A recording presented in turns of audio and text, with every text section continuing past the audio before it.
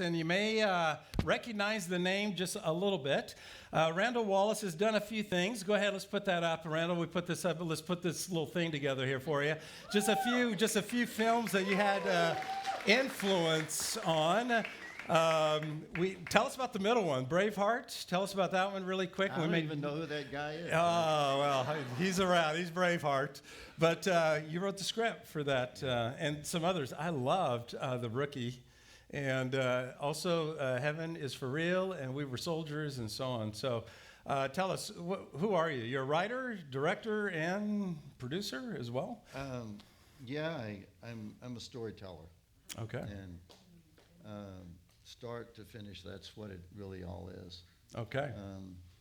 Telling stories, I sort of learned early on. My father's from Lizard Lick, Tennessee. Is that a real place? A real place. Okay. You're not making this up. Are you telling us a story, or is this true? No. Hey, it's a storyteller. We got to check, yeah, right? You do. Let's just double check. Yeah, here. you do. And I never let the truth get in the way of a good story.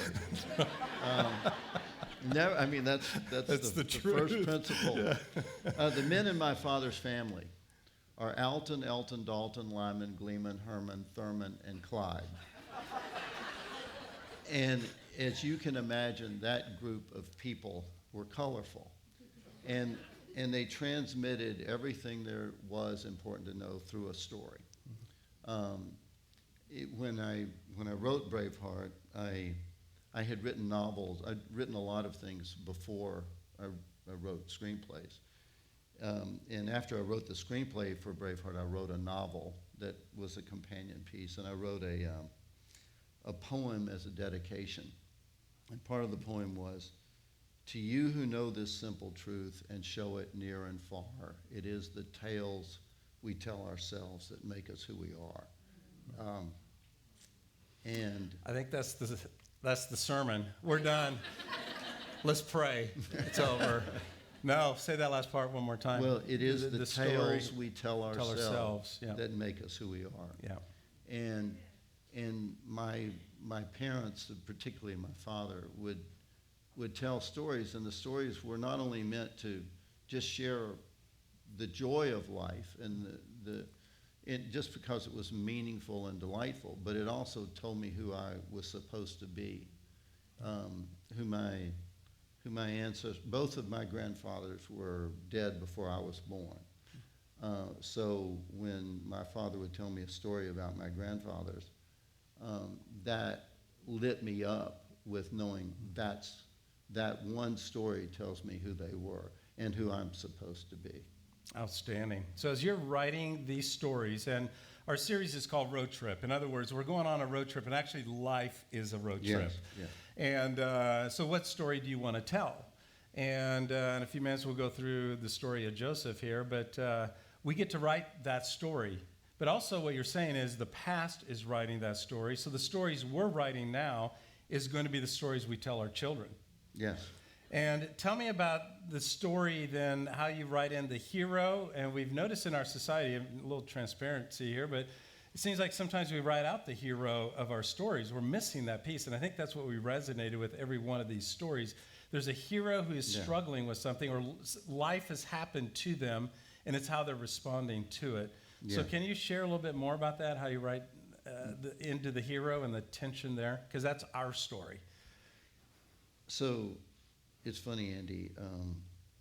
There's a constant learning for me.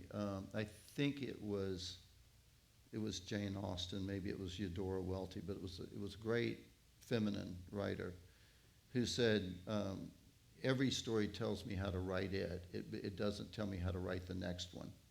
I'm sure it was Jane Austen who said, an ending that does not surprise the writer will not surprise the reader. So there's a way in which I'm writing a story to discover what the story is. It's not that I know what it is and I begin. There's a plunging into the mystery of it. And one of the things that I've discovered repeatedly, it's like I discover it anew every day, is that God's plan is better than mine. And yeah, thank you. It's a sense like I was in seminary. I grew up a Baptist. That's okay. We're all right. Exactly. Andy forgives me. We were having coffee, and I realized when I told him that there was a little kind of flinch in him. You know, he gets this thing. He pretends to be like really sweet, but there's this competitive thing like. No, it's just from the pain from the Baptist. Right? It's the pain. That was from the pain. Yeah. So anyway, Well, I said this once, and my mother never forgave me for it. There was a country songwriter named Jim Stafford, and he said, "I was born a Baptist. I'll live a Baptist. I'll die a Baptist. I have absolutely no ambition." And I quoted that once, and my mother never forgave me.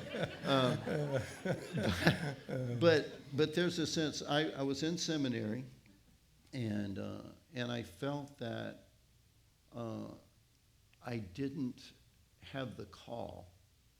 And I was talking with the pastor at the church where I grew up, and he knew I had majored in religion. I had decided to do another year in seminary, and he said, "Do you feel the call to be a pastor?" And I said, "Honestly, I don't, but I know it's the greatest call anyone can ever have." And he said, "You're wrong. The greatest call you can have is the one God has for you." that's good. It's really good. So, like a few weeks later, I heard about auditions at a place called Opryland, which is a theme park in Nashville. And I wrote a country song and went and sang it. I can bury you in details, but there was a country hit that Tammy Wynette had about a couple who spell things so the children don't understand what's going on. And the song was D-I-V-O-R-C-E. And so that was a hit. So I wrote a song about a guy whose wife throws him out of the house because she likes her dog better than she likes him. And then he ends up with the dog. That's stupid, you know. It's like, and the song was called Me and the D-O-G. So I sing this at my audition. I'm trying to figure out how I'm going to pull this back together. Oh, man, no, we'll get it. We'll get it. I'm going with this, yeah. It gets there. It gets there. And I sang it at my audition, and they offered me a job, a permanent job, as manager of animal shows. And I had trained barnyard animals playing musical instruments. I had a pig that played the piano, and I named him Pigarachi. And I had a duck that played the drum, and his name was Bert Backquack. And my parents had sacrificed so I could go to college. And you can imagine how proud they were. And now the weird thing, and Craig, God bless you, I heard Craig speak. Craig with T. you Nelson is in the house also. He's a very well-known actor, everybody. So he's sitting right up here. And he really has been a big influence in me coming here and finding a home here. But working with barnyard animals trained me to be a director, Craig.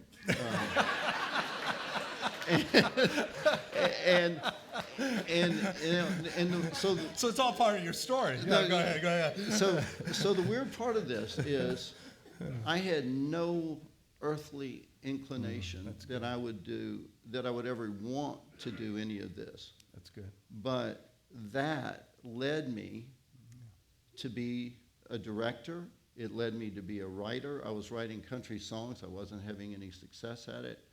But I write screenplays. When I write lyrics, when I write dialogue, it's akin to writing lyrics. I write them in a musical kind of way. And I say all that to say I had no inkling. In fact, I felt really broken by what I was trying to do, that I wasn't getting there. All my plans were just in shambles. And I came out here, and I never even imagined writing screenplays, but one thing led to the other, and I could look back and see God's hand in making this plan, which was just so vastly better than mine. And I think that a story is, like, if you argue with somebody about philosophy or your ideas, that's just intellectual. That's right. But a story is experience. And when you're writing a story, if it's working, everyone in the audience is experiencing what's happening with the characters. That's good. And then I realized that every little story, like, one of the reasons I'm a Christian, there are many, but it's the understanding that God has told a story that I would never have imagined, that I could never have made up. It's like N.T. Wright. I saw him up at Pepperdine a few years back, and he was talking about the resurrection. He's a theologian, famous. And he said, if you don't believe the resurrection is preposterous, you've missed the point. It's this mind-blowing thing, but in the light of that, everything else makes sense. And so that, to me, is what the journey of writing your own story, becoming the hero of your own story, is that you have to step into the unknown when the outcome is not only unknown, but it's unknowable.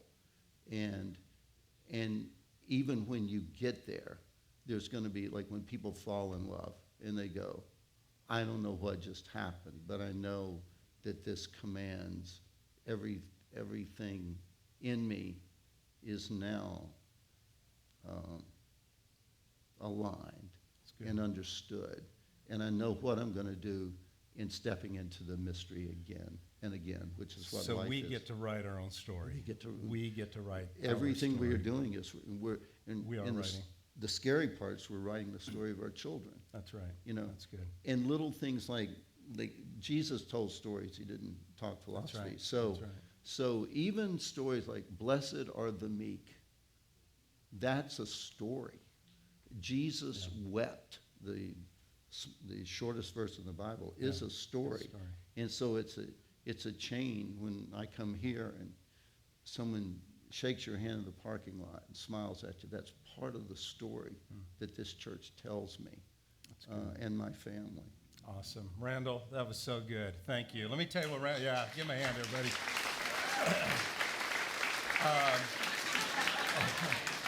I don't know what the ladies are doing, but next Sunday, when we're doing the meat or veg and veg, Randall will be here, and we're going to come in here, and Randall has a 90-minute presentation that he's just going to do a, 20, 30-minute thing, show a video clip or two of Braveheart and explain where that came from, and then have some theological debate or something. I don't know what we're going to do from that, but he has this incredible presentation. So I want to invite the guys. Ladies, I want to strongly encourage, have your man come show up next Sunday, because on a serious note, I believe we need to help men be men and lead with courage. And the stories you've written have that hero, and we want to write something in men's hearts as well. Our society so needs it. So next Sunday night at the meet, I'll bring your steak. We got it. Yeah, I'll take care of it. And after we meet outside, we're going to come inside, guys, and hear from Randall next Sunday. But thank you, Randall, for your incredible words of wisdom and leading us in opening our series. Thank you so much, brother. Thank you.